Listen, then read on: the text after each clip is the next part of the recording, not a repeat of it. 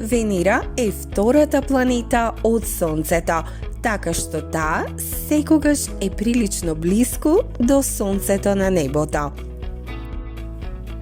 Венера секогаш се појавува како блескава утринска или вечерна звезда, односно како најсветлиот објект на ноќното небо покрај месечината.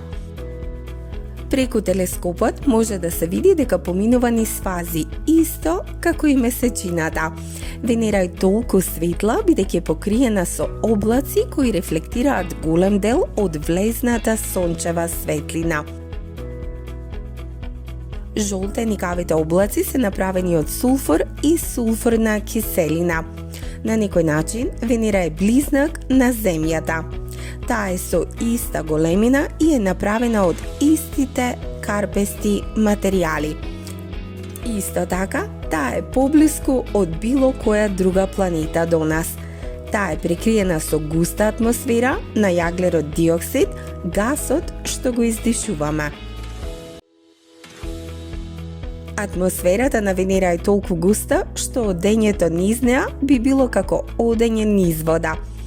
Јаглерод диоксидот го задржува најголемиот дел од топлината на Сонцето. Слоевите на облакот исто така делуваат како заштитно ќебе.